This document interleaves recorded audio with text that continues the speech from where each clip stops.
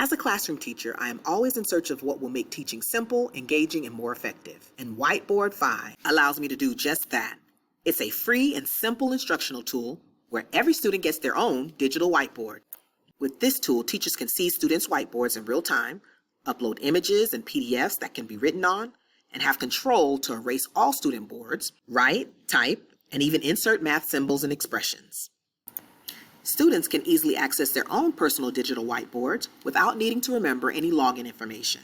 They can write, type, make notations on images, and even insert images. They can toggle between the teacher and student board as well. Once logged on, the free account requires no registration or login information. Just simply click New Class and give your class a name. In the settings, you have two options. You can enable the waiting room, where students have to wait to be invited in, or they can enter in freely. For a little added security, you may consider checking this box.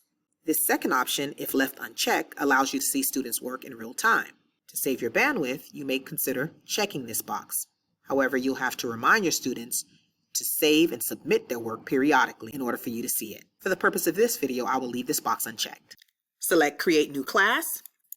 Then you will receive student login information with a link, QR code, or password to share. So simply copy the link and paste it in the chat box for students to easily access their own personal whiteboard. So here you have a side-by-side view of what it would look like from a teacher's viewpoint and a student's viewpoint. Since I've enabled a waiting room, as students log in, I'll receive notifications saying that someone is waiting in the lobby. I'll accept, and they're in. So as students are allowed in, you can see down here, their whiteboards would appear for you to see. I've logged on several devices, so you can see how it can be easily used on a laptop, phone, or tablet. Taking a closer look at the teacher's whiteboard, we see just at the top, we have the tools that are available for use. And these very tools are also on the student's whiteboard as well. We have the writing tool, where colors can be selected, the ability to type. Clicking here will allow you to insert images. I'm excited to see that they've made this recent update by allowing you to insert PDFs. However, that requires a subscription. Using the insert image works just as well, and I'll show you how to do that. A few other features that I just love is that you can change the background. This will be very useful for math. And if you're a music teacher, you can include scales. You can insert emojis, which students just love. And we have the option of inserting math symbols and expressions. Another tool that we have is the eraser tool. Notice you have three options and each one works differently. The first one allows you to erase anything that has been written. So if you click on that, you can simply erase it. The second eraser option allows me to clear the foreground but keep the background. So as we can see here, I have something written on the background. So I just simply click this and it'll clear the foreground but leave the background intact. However, if I want to clear the foreground as well as the background, I just simply click the third option. Now here comes the fun part. Let's say in math you're working on multiplication and you want students to model that using an array. You will simply select this grid and I will assign a problem using the typing tool. To assign this problem to students so that it'll appear on their individual whiteboard, you must push it out to them. You have options here. Since it's only one page, I'll select the second option, give it a few seconds, and if you scroll down, you can see that it does appear on each individual student's whiteboard. This is what it looks like from a student's vantage point. The problem appears on their own individual whiteboard, and they only have access to seeing the teacher's whiteboard if they click on this tab above to toggle back and forth from the teacher's whiteboard to their whiteboard. So as the teacher writes on her whiteboard, they can see that, and they can toggle back to write on their own particular whiteboard. So as students draw on their boards, here it is side by side. As a teacher on the left, you're able to view it. What I particularly like about this whiteboard is as students continue working, you can set up additional problems by scrolling down and here adding an additional page. Notice that the page that is green, that is what students can see if they toggle back and forth from the teacher board to their own board.